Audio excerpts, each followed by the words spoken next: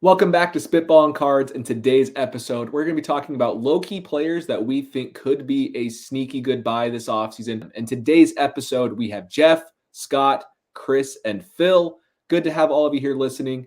Let's just jump into this. So the very first topic, we already discussed a little bit, but I want to talk about is going to be, are there any players who are more under the radar that could be a good buy? Whether it's short-term, mid-term, long-term, I want to focus more mid to long-term and say, I actually believe, based off of what I've seen the last few years, that Francisco Lindor is on a Hall of Fame path. And he's one more 6-WAR season, and then he's basically there according to Fangraphs WAR. I want to discuss those types of players and who we think could be a sneaky buy.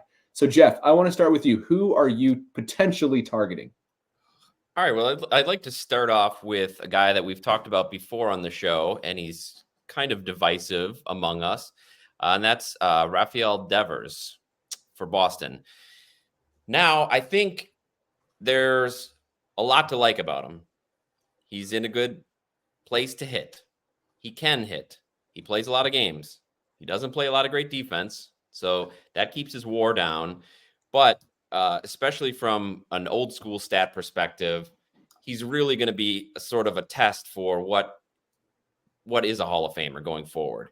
Now, he's in his age 26 season this year. He's already got 172 home runs. So even an average home run season for him should get him past 200 at age 26, which is really on a good path towards the 500 home run threshold, maybe even more. So I feel like his ability to count up those counting stats, doubles, runs, RBIs, home runs, outweighs his lack of WAR, because his WAR numbers are not very impressive for where he is in his career.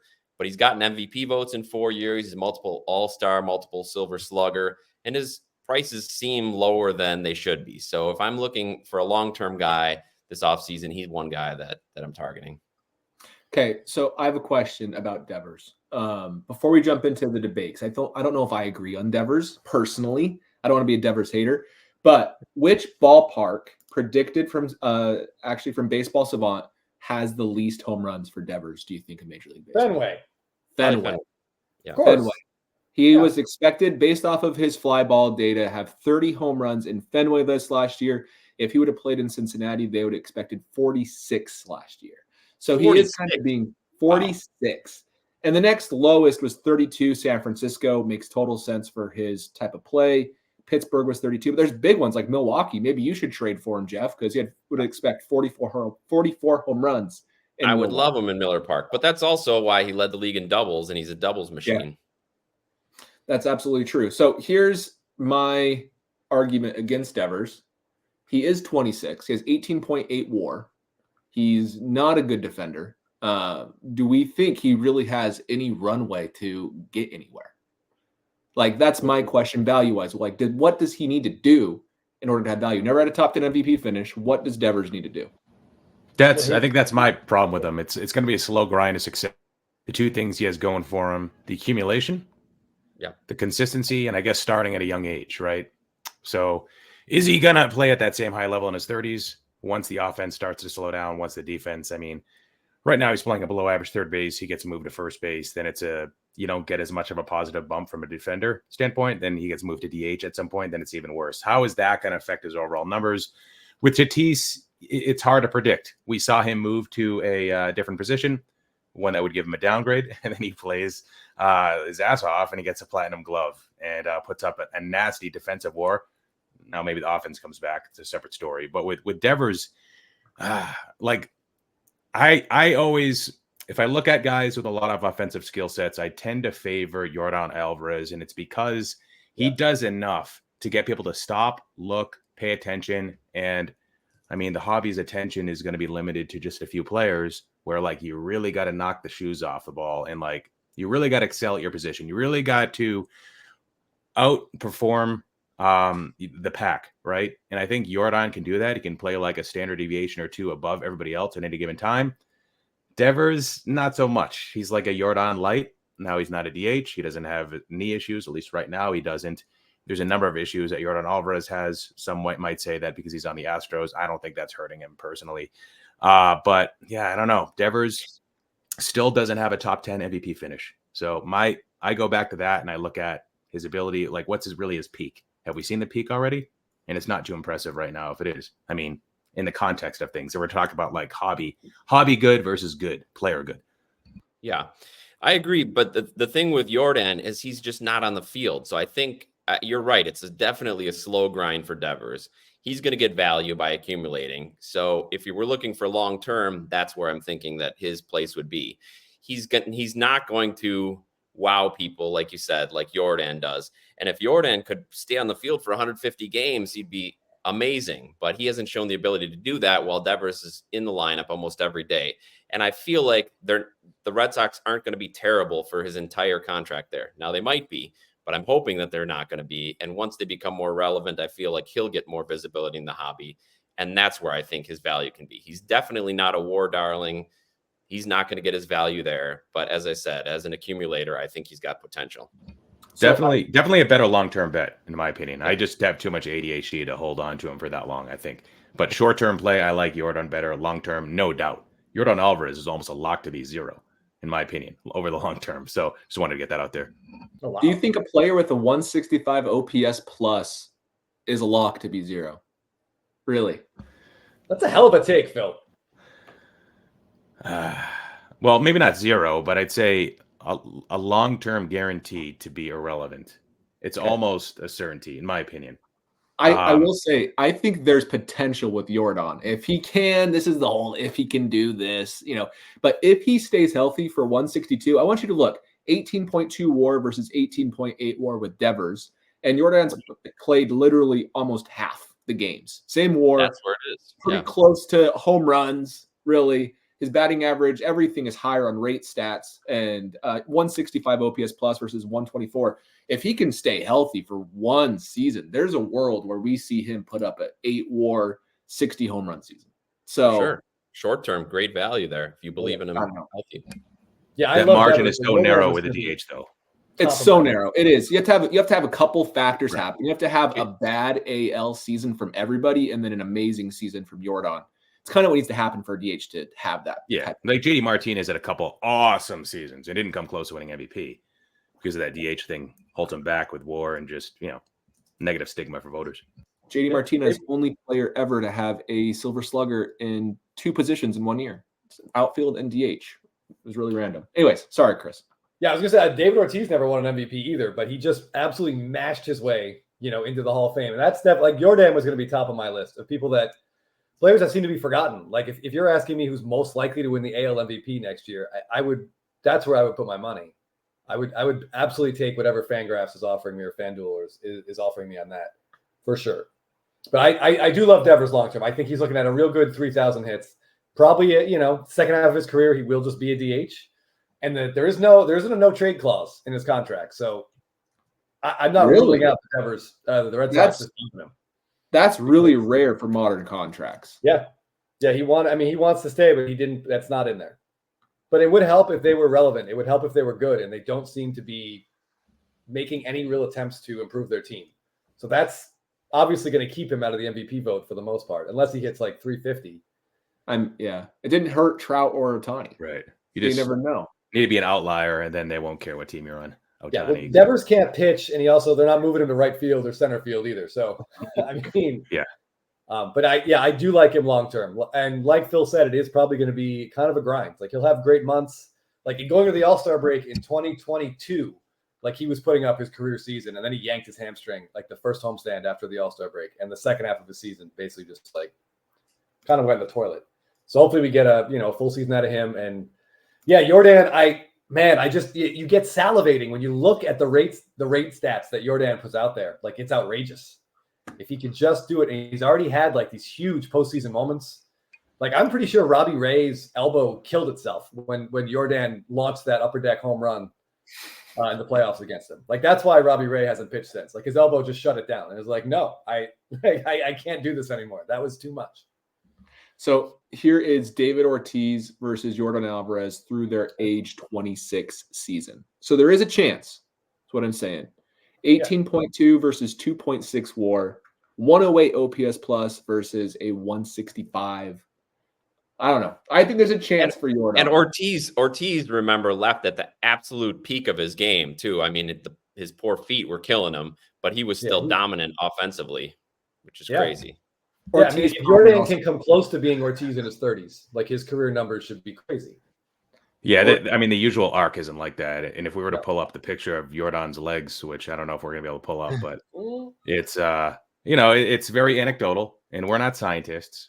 I'm far from a scientist, and I don't understand biology that much, but it seems like I'm a top heavy person with legs that I probably should have worked out more in my low, upper 20s, early 30s, late 30s, and it's never too late, Phil. Well, that doesn't usually bode well for the a top heavy 6 foot plus male that didn't work out his legs or has just really small legs. And granted, I think it's mostly his calves. Maybe his thighs are really strong. Maybe it's some genetic thing. Maybe he's fine, but he has had knee issues already.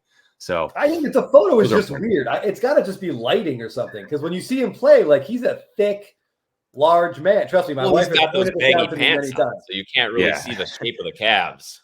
That's true. That's true. Yeah, we'll just have to keep our eyes peeled for some spring training shots of him in shorts. Surely they'll come out. The picture I'm talking about has it's a picture with 4 players: Randy Rosarena, Adolis Garcia, J-Rod, and Yordan Alvarez. It's probably easy to find. If you're just to search like Yordan Alvarez, Randy Rosarena, it's probably one of the first ones that comes up. I know the picture, Phil. Like, trust me, I've seen this picture. Right. There's also a shot of like Manny Machado deadlifting, and his legs look absolutely skinny too, and that was worrisome going into last year. But yeah, I've seen this picture, and yeah, his legs look. I know he has like compression like tights on. Yeah, there it is. This might have made it smaller. Yeah. Maybe they're just over compressed. I don't know. Look at Adolis, man. He is a big dude. Yeah. He's so wide. Yeah, he's a beast. Alvarez definitely looks bigger in his uniform than he does there. Maybe there's like some weird mirror thing going. I don't know. That picture doesn't make any sense. So here's a player. I want to get your thoughts on this player. Yeah, please bring us back. Bring us back, Scotty, before we start ranking everyone. You guys get really weird about people's bodies. I don't know what's going on with this group, but that's okay. But Luis Robert, very interesting case. Luis Robert in 2020, if you remember, had probably some of the biggest hype we've seen around a player in a long time. People were going nuts. He hit his peak right when sports cards hit their peak in the sports card world. He was 22. They signed him to an extension where he would actually be able to hit the big league roster early, no service time manipulation. And then he wasn't that good. He had a 100 OPS plus. He's pretty much league average offensively, but he's had 2 good seasons since. In 2021, he had a great 68 games before he got hurt. He had a 154 OPS plus, but this last year, he had 38 home runs. He had 20 stolen bases, a 128 OPS plus. And if you watch his highlights, they are cool. Like they're kind of special, like the stuff you see with him. So he's a player. What do you think of Luis Robert as a potential buy low type guy? I think we should remember that one of those injuries he suffered was simply he ran so fast that like his hip tendon exploded. Like it wasn't like like he fell. He's just a freakish athletic machine. I mean, I like him a lot. When you're that big, like he reminds me kind of Bo Jackson. You just worry that it's almost like too much on his body. But I hope he can put it together for a few more years because he has one of my favorite cards of the last 5 years. That like triple rookie SSS SP out of 2020 tops with him and Bichette and Jordan. I truly hope that card doesn't become meaningless. Like I love the idea that those 3 guys both have great careers and that card stays really special. I don't have one, by the way, but I just think it's really cool. Yeah, he's shown that when he's healthy, he can be dominant and really exciting to watch. And again, this goes back to not necessarily MVP voting going along with team performance, but he finished out of the top 10 last year. I think partially because the White Sox were so terrible and so disappointing as a team. So it's really hard to get your momentum there as a young player sort of trying to break out on the scene when your team is just so terrible and underperforms so much. So I was glad to see him play 145 games last year. He finally got to play a majority of the season and we saw what he could do. It's just, after that hype, I believe he's still in the top 5 most graded cards at PSA, his base rookie card, just because like Scott said, he came aboard right as the crazy peak of the hobby was happening and the grading craze of base cards. So he doesn't have a lot of, or he has a lot of cards that have no value that are out there, but he also has some amazing cards, like Chris pointed out. I was popping those Topps Chrome blasters and selling Luis Robert Topps Chrome base cards for $60 each at a time on eBay. People were buying them. And so now they're worth what, 25 cents maybe? It's just crazy to see how that happens. Opening day, remember that SP? It was like impossible to get that, like a 9 even. I don't think there were any 10s for like the first few months. It was like everybody was chasing opening day hobby, like really tough pull. I've got some of those boxes still. I can't even give them to my subscribers anymore because they have no value. Yeah, so I just pulled it up. 38,500. Where was it? About 38,531 of this Series 2 card base was sent to PSA, 47% gem rate, so 18,000 PSA 10 pop. Wow. So that would be the first reason where I'd have pause. And when you brought up that, it wasn't that card that you brought up with like the 3 players on it, because I know that's short printed, but that set in itself, that like makes me feel like I'm staring at 1990 Fleer. Like they printed so many of those. So, and I do break my own rules sometimes because I did, buy some Wanda rookies and everything, but him debuting in 2020, that's going to be the first issue of why I'd have pause. And the second reason is because his stuff was pumped so high, and there's still a lot of speculators waiting for that perfect moment to dump his stuff. Brought that up in a previous episode. I think it's Ronald Acuna. Now you can't get away from all of that. Like with Aaron Judge, it was like a Goldilocks scenario where like he went 5 years between prolific seasons. So like literally all the speculators were out of the card. And that's why you're able to see like a 2, 3, 4, 5x return in 1 year with just one season from Judge. But yeah, with Luis Robert, it's not going to quite be the same path. Even if he was to win the MVP, maybe at most you're looking at 2x. I don't know. I can't predict the future, but I feel like I hope he puts it all together. He kind of does look like an athlete that kind of got lost and ended up at a baseball stadium.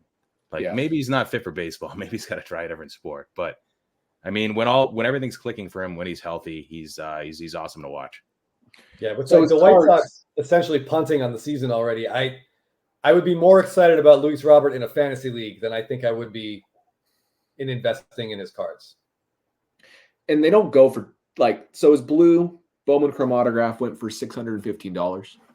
His green went for $685 a few days prior, which makes no sense if you follow good guidelines on which parallels to buy. But you could get a lot of good players for that price. I think a Francisco Lindor gold Bowman Chrome autograph BGS 9.5 went for like $900 a few months ago. And that's a lot better buy in my eyes than this. Luis Robert still has a lot of hype. He had a 315 OBP this, which is not good. That's why his OPS is 850 and not 920. It's because he can't get on base outside of great slug. And to me, that type of player doesn't really age well. They start having a lot of swing and miss in their game, and then as they get older, they can't stay on the field and can't perform. So, did you say the Lindor gold Bowman Chrome auto went for under $1,000? Yep. Wow. Yes. I'm pretty sure it did. I will check. Phil's giving me a look. He's not sure. No, you might be right. So I actually just purchased, and maybe we can talk about Lindor next. I'll have Scott tee that off, but I just purchased a PSA 9 Bowman Chrome auto. And not talking about the rookie auto, talking about the one from 2011, the first Bowman Chrome prospect auto of Lindor, with a pretty decent autograph for $100. So multiplier on that could be 10. So the first thing I did was I was like, wow, I literally spent 20% of Jackson Holiday prices for a guy that could be a Hall of Famer. And I'm also buying Holiday, or I was. I think right now it would be tough to buy in. You have to be really confident about the buy price at this point because this stuff has a lot of helium in it, meaning that, it could, he's pretty volatile right now. So just be careful with Jackson Holiday. But yeah, Lindor, solid player. What do you think about him, Scott? I like Francisco Lindor. So here's what I saw. It was a little bit further back. It was September 1st. It went for $1,100. It was an SGC 10 with a 10 auto. It's not actually showing 10 auto, but it was. But then there was one that went for $1,080 in the summer, BGS 9.5. I've always loved Francisco Lindor. His numbers lately, I'm actually going to pull up his baseball reference page because why not? But if we pull up his baseball reference page, he has 42.7 career WAR. He's through his age 29 season as a shortstop. If we scroll down to Hall of Fame statistics, which we're going to, he is getting close to the 7-year peak for the average Hall of Famer, and he averages more for 162 games played at 5.7 WAR. But where he gets a lot of his value is not Baseball Reference WAR. Fangraphs WAR loves Francisco Lindor. He's like at 48 Fangraphs WAR versus 42 Baseball Reference WAR, which is backwards. Usually you actually get a bump for defense on Baseball Reference, but it's the opposite. That's how good he is defensively. And I don't think people realize how good he's been offensively and defensively. Shortstop who's around 120 OPS plus, 115 OPS plus is really good, especially if they can be good for a long stretch of time. It's not very common, but at the same time, he went from the Indians to the Mets. He's not really seen success on the Mets. I wonder if that hurts, but he seems like the best buy low veteran, in my opinion, in all of baseball by far. I think team successes or team lack of success has hurt him with the Mets, because you're right. When you look at the numbers he ended up with, they're really solid last year, and he still just got lost in that absolute mess of a team. So long term, maybe that won't affect him, because it'll still add to his WAR if the Mets show some signs of life and he gets some more recognition on a good team. But yeah, he's seems to be pretty underrated and underappreciated. 30-30 guy, 30 home runs, 30 stolen bases last year. Quiet as 30-30 over here. Yeah, he had a huge second half. Like, I seemed like right after the Mets traded Scherzer and Verlander, Lindor took off. What's his MVP vote history? Since you're looking at his Baseball Reference page. Yeah, I can just show it, but I'll just say it. 2016 MVP 9, 2017 MVP 5, 2018 MVP 6, 2019 MVP 15, and then the last 2 years he was MVP 9. So he's had 5 top 10 MVP finishes through his age 29 season. I think what's really cooled him down is he's been league average essentially offensively since 2020. The last 2 years is actually 120 and 125. And that means he's 20 and 25% better than league average. But his OPS has been at or below 800 the last 4 seasons, which is what's hurt him. Yeah, if you look at over the last season, he actually posted a career best barrel rate, 10.4%. Career high, just barely, with exit velocity at 91.2. He usually hovers around like high 88s to high 90s. But he did sell out a little bit for power, I think. Strikeout rate was also a career high at 19.9%. Still below 20, still below league average, which tends to be around like 22 to 24. Walk rate at 9.6, still pretty solid. I don't have the defensive numbers in front of me, but unlike Scott, I do believe that a move to a big market can help a player. As long as you're still in your prime when you get moved, I guess you could make that argument that maybe he wasn't, but I tend to see and believe that with long-term commitments to free agents, if you're moving to a place that's clearly in a higher tier of a market, and to me, the Mets, if they're not a tier 1 market, they're tier 1B after only the Yankees and Dodgers. That's a clear difference from Cleveland. And maybe we saw that benefit when we saw that bump at the beginning, and then people sort of stopped paying attention when he had that rough rookie season, although the underlying stats I think were good. Then maybe the superstar status of that team kind of being split between Lindor and Alonso is not giving Lindor the attention that he deserves. But one note, I think being on the Mets, even though they're going to suck this year, they'll be lucky if they win 80. I think it's a good thing long term for him. I don't think it's a complete blanket statement. Like, if you trade teams, you lose value. Like, Bryce Harper proves that wrong, right? That's another one though. Traded is like acquired in his prime and long term commitment. Whereas like Arenado and Goldschmidt, 5 to 6 year. Like after their prime, I mean, no, Goldschmidt win an MVP, but you know what I mean.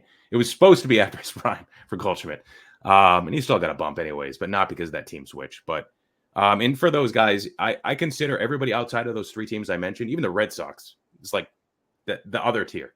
Like because I don't see much of a difference jumping those kind of teams. But with Mookie Betts, I thought we did see a difference him joining the Dodgers. Maybe it's tough to kind of like separate that from the Gary V pump because it all happened around the same time. Yeah. But I thought we did see a higher floor to his prices, but maybe not. Because I know Scott, you've been following him more closely. 2020 helped Mookie for sure. He was so good that season.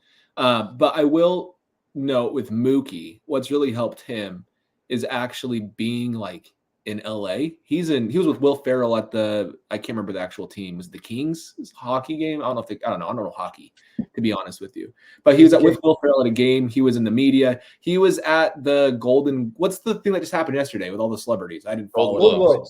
Golden Globes, with him and Freddie were there, and they were like in pictures of Taylor Swift. Like, there's things like that where he never would have gotten in Boston ever. Like, right? But now he's getting that all the time in LA, and I think that helps his superstar status.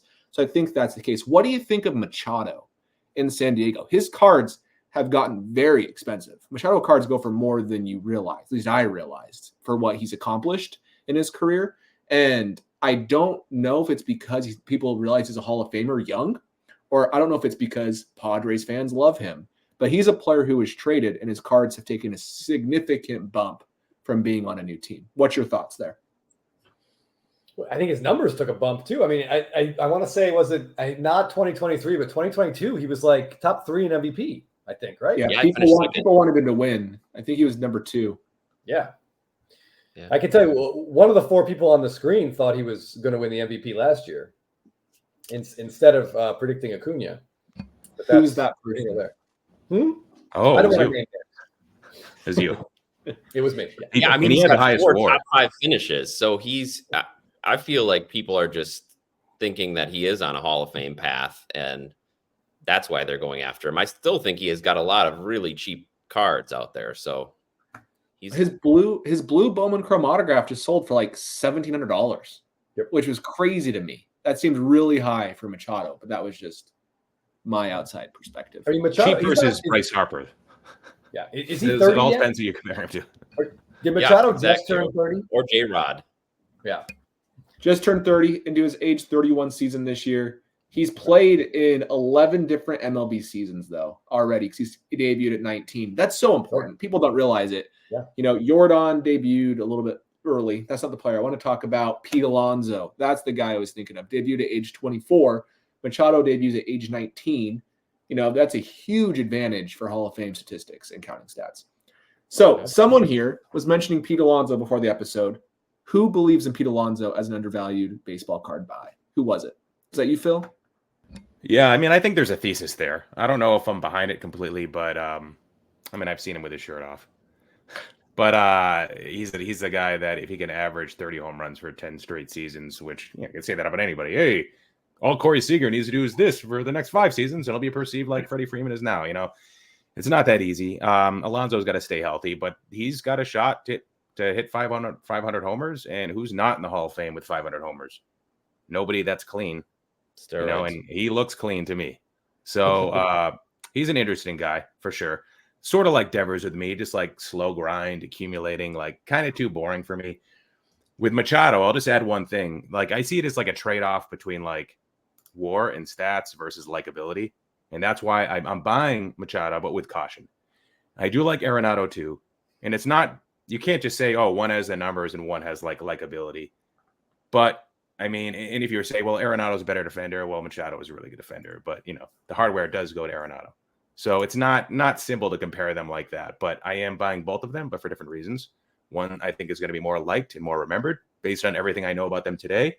But trajectory really likes Machado better if you take off this last season, which he took off himself. So, yeah, but I mean, he was injured. He was injured for a good portion of the year, and he still hit 30 home runs. There was a lot of turmoil on that team, and he still managed to put up pretty respectable offensive numbers. So, yeah, as far as his standards go, it was a bad year. But for being an off year, if that's what it turns out to be, and he has a little bounce back, that's pretty impressive. He has some bad quotes in the media, though, man. I'm not Johnny Hustle. I'm not a leader. All these different things. And there's some things for, likability, but like how beneficial is it playing in San Diego? I feel like I can say that as a Rockies fan. It wasn't beneficial for Larry Walker and Todd Helton to play majority of their career in Denver at all, right? Like, I guess my point is, does San Diego matter? I think it's helped him. So maybe I'm completely off base, but what's your thoughts on that? Is there something there, or is it hyper fixating from me on that topic? San Diego is so markets don't stay. Like the number 9 market today is not the same number 9 market 6-7 years ago. So if you look at all these factors that change, teams' willingness to win, actual winning percentage, projections to win the World Series. And for San Diego, I think one of the biggest things was attendance and utilization. Like I looked at post-COVID in 2021, you figure like all the blue states are having issues like attracting a lot of fans. But clearly that wasn't the case with San Diego. And I don't know the inner politics of the state of California. San Diego, whatever Tatis did in 2019 and in 2020 with no stadium noise, fans really came back to see that team, to watch them, and it clearly helped that they were projected to finish really high in the standings. Maybe they were a World Series pick that year to face the Yankees, if I remember correctly. Didn't end up happening. I think a lot will come down to, like, even though I'm not a big like team success guy, San Diego needs to do something. They've been disappointing the last few seasons. Well, not I guess in 2022, but in 2023 they certainly fell well short. So I think, because I think team success will speak to his ability to lead, and he needs to rewrite his narrative. He's not Wander Franco, Trevor Bauer out of the league yet, by the hobby by any means, even though like those guys are just like literally out of the league. I think he has the chance to slowly rewrite his narrative. Charlie Hustle stuff, some of the other stuff doesn't look good. This past season doesn't look good. There were a lot of like vague quotes by management, like, oh, there's too many prima donnas. Like you just assume like, okay, so it's Soto, Tatis, and Machado, and they're all issues. That needs to, and I know he served as a positive role model to Tatis. And I'm not in that clubhouse. I was just going to say, I think he has shown that. Like, I remember that the argument that he and Tatis got in the dugout where he was really putting Tatis in his place. I feel like he's definitely matured. He's not quite where he should be or where he needs to be as a team leader, but man, I hated him when he was on the Dodgers and stepping on first baseman's feet intentionally, trying to hurt them. Yeah, that was I feel like he's come a long way. Brewers, wasn't it? That was against the Brewers. Sorry, keep going. No, so I just feel like he's come a long way. Like Phil said, he definitely needs to change the narrative. I feel like he's already rewriting it. I think the injury kind of got him down, as well as the team being in the toilet and having no support from management this year and just being a mess. So I'd like to see some of that positive momentum come back to both his career and his off the field or leadership quality behavior. I'm going to steal the screen for a second because I want to show a few things. Do you want to guess, before I share my screen, who is the most similar batter? I'll say the top two most similar batters for Manny Machado through his age 30 season. Any guesses? They're both third basemen. I'll give you that. Like Eddie Matthews, he started really young. That's a good one, but no, I'll show it. That's a really good guess. Ron Santo, Hall of Fame third baseman, then Adrian Beltre. I think those are fair comparisons. I think Ron Santo is who he is, but maybe Adrian Beltre is his ceiling if he can stay healthy through his 30s. That's what Beltre did. Yeah, I think he's great. I think he's closer to Beltre. Agreed. In terms of just like the sheer bulk numbers he can put up. I think Ron Santo and Manny Machado have almost exactly the same OPS and OPS plus, and I do not think Manny Machado is going to age as well as Beltre. I wouldn't be surprised. Yeah, but look at the compiling numbers, like Chris is saying. How many home runs did Santo end up with? More of the home runs. I'm looking more at rate stats. 829, 125 versus 826, 125. Yes, more home runs from Machado because Santo only had 342. But I bet you this is where Machado ends in regards to WAR, 15 to 16 more WAR for. He probably could beat that, but I'm just saying. I think that's a pretty good idea. If you don't believe in those players having long-term value, I don't think Machado's going to beat Beltre personally. Yeah, I don't know. I mean, he's going to pass Ron Santo this season in home runs. Yeah, that's pretty big. But home runs one stat. Yeah, but it's a pretty big that's one. A huge stat when you're talking about Hall of Fame, Scott. Yeah, that's fair, but I'm saying everything else is comparable to Ron Santo. Sure, but he hits 500 home runs with 3,200 hits. I don't really think people are going to be looking at his on base percentage. 3,200 hits. This is purely hypothetical. I'm just saying 3,200. No one's going to be comparing him to Ron Santo at that point. How many hits do you have right now? 1,700. And he's 30 years old. So you're saying that you think he has a chance at 3,000 hits? He does. Oh yeah, yes. I think he's got to age very well. He's got a great chance. You were to bet right now on active players most likely to get 3,000 hits. I would say like Freddie Freeman is like best bets I think out there for active players to get to 3,000 hits. Yeah, I will say there's a good chance we don't see 3,000 hit player in a long time. Just keep your walk rate at 4.8% like Luis Arias. That's how you get there. Yeah, that helps. Okay. Manny Machado, good ball player. Very interesting case study on a Hall of Fame path. 100% of mine will be a Hall of Famer. How will he be remembered? I'm still hesitant on personally. But the other thing I wanted to show is Pete Alonso versus Paul Goldschmidt. Both players debuted older in their careers. Pete Alonso was at 24, Goldschmidt was at 23. And we can compare how they stack up. I think it's very interesting to compare them because Goldie really crushed him in everything besides home run, where Pete Alonso was a clear advantage. So I think this is interesting to say, okay, well, Goldschmidt just barely crossed, Hall of Fame, people's opinion of him. And it took a lot. It took an MVP at age 35. Do we think Pete Alonso has that in him? You'll have to hypothetically ask yourself that question if you want to buy his cards. Well, Scott, that just goes to show how important home runs are because people love Pete Alonso because he hits home runs. He goes to the Derby and hits bombs. Yeah, so when you compare those stats together, there is no comparison. If you put Pete Alonso on the path because of WAR, but he just hits bombs, and people love that. WAR and everything else. If you put Paul Goldschmidt for this time on the Mets, people would have loved Paul Goldschmidt a lot more than they did in Arizona. I think that's a team thing just as much. Sure. Yeah. I will also say Goldschmidt's got a much better physique. Phil wants to chime in on that with me. I think that I don't know if that helps. Yeah. The one thing I'll bring up is something I brought up before the show, in that somebody was like, well, maybe the base outcome for Pete Alonso is Adam Dunn. So then I compared their numbers. Both have basically the same career WAR. Adam Dunn ended with about a 17 WAR, Baseball Reference. That's what, as we saw, Pete Alonso is at now. And then if you look at like top 10 MVP finishes, Alonso already has him beat, I think, with like 2 versus 0. And then all-star appearances, I think Alonso's at 3 versus 2 with Dunn. And then, of course, National League Rookie of the Year, the home run derbies. And maybe it helps he's got a decent personality. I don't know if you guys remember. Yes. Well, I don't know what decent, but it stands out, right? Seems like a cool dude, right? Kind of like Joey Votto. I agree with that. Not as interesting, but kind of like Joey Votto. You guys remember Adam Dunn's personality? Was it like Will Ferrell, or did he just kind of look like him? That's why I think that. I don't remember ever hearing Adam Dunn speak. I don't know. I really don't know. But I will say also with Pete Alonso, what makes him kind of another interesting potential buy candidate is he's a free agent at the end of 2024, at the end of the season. So it's pretty interesting. Like, is he going to be motivated? Are we going to see a Judgian type of contract year? He is not extended with the Mets. The Mets have not extended him for whatever reason. Yeah, that's interesting.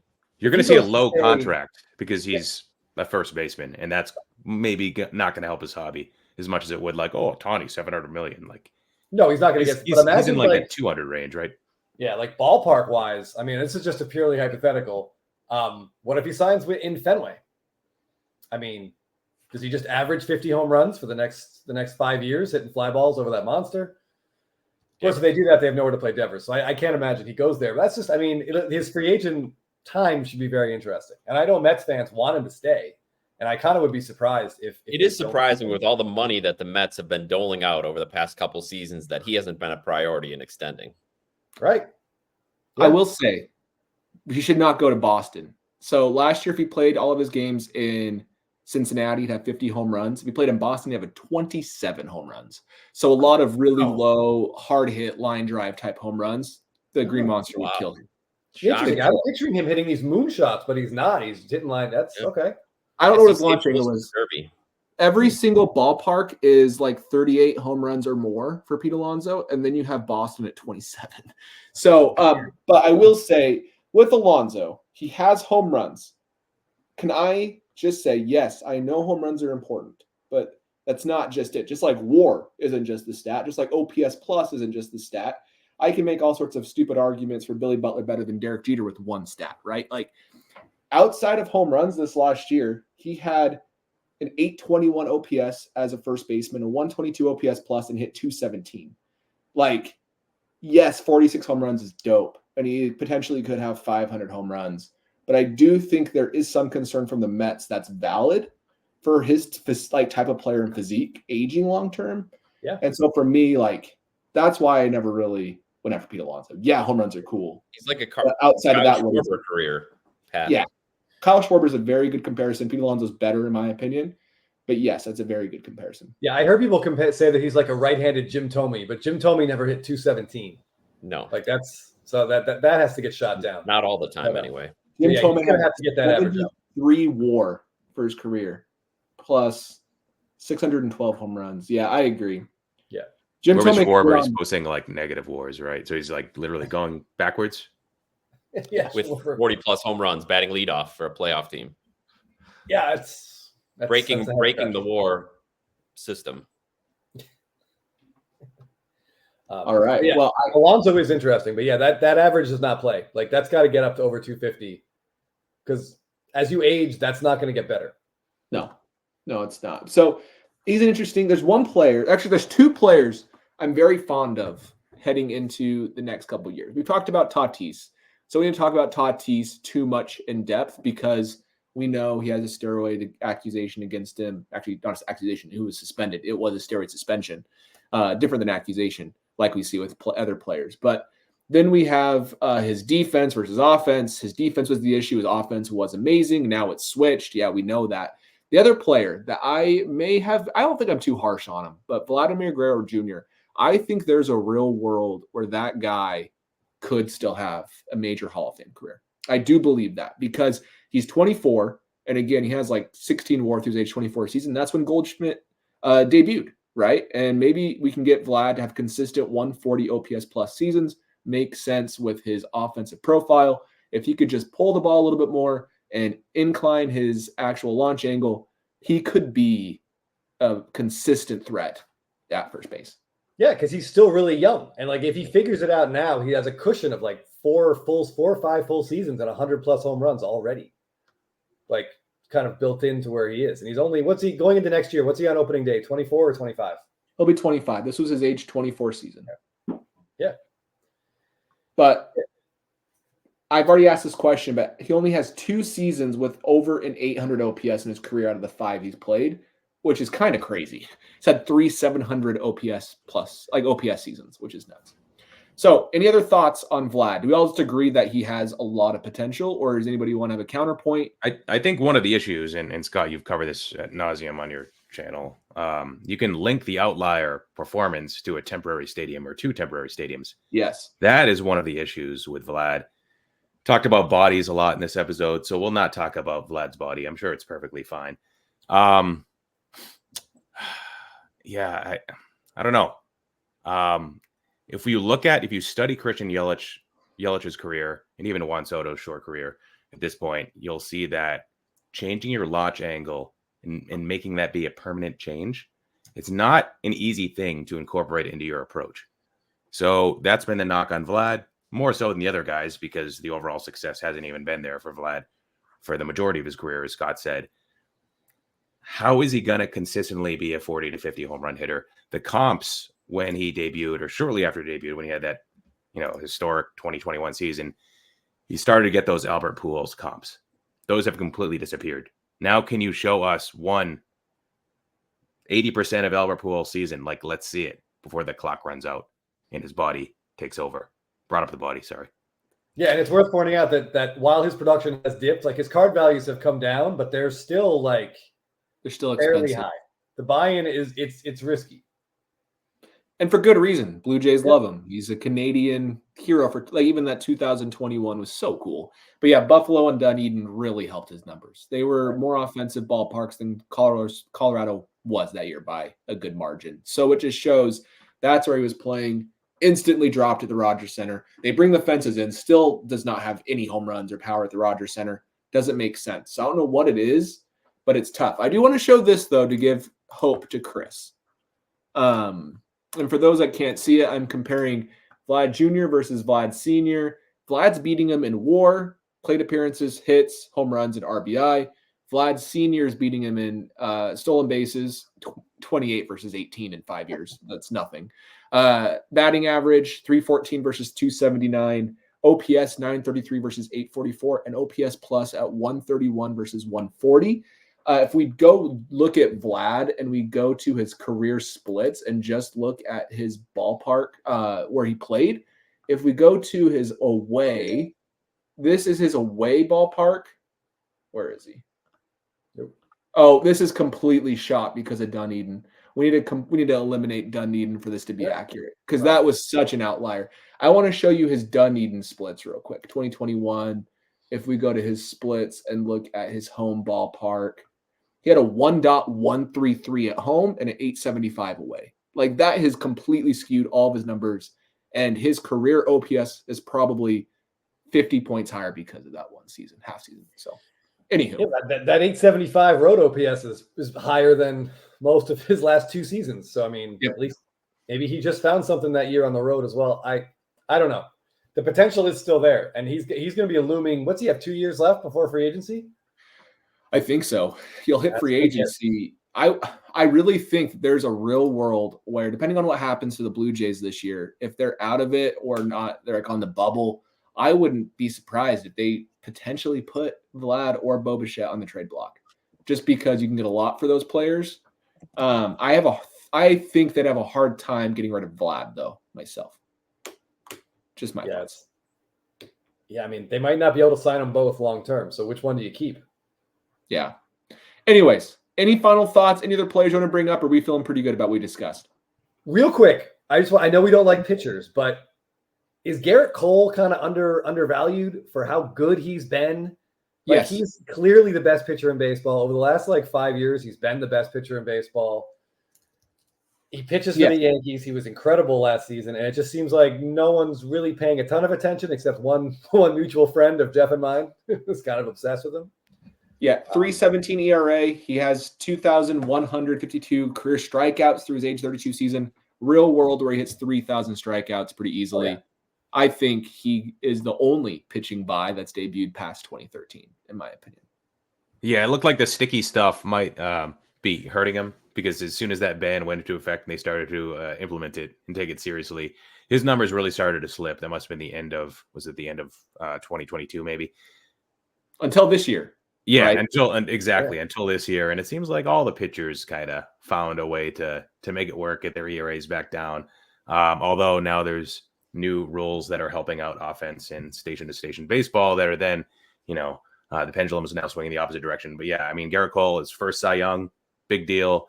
As Scott mentions often, Garrett Cole is one of the only remaining pitchers that's a lock to get to 3,000 strikeouts. After that, you really go down the list and you look. There's like a deep list of names, and you're just like, nope.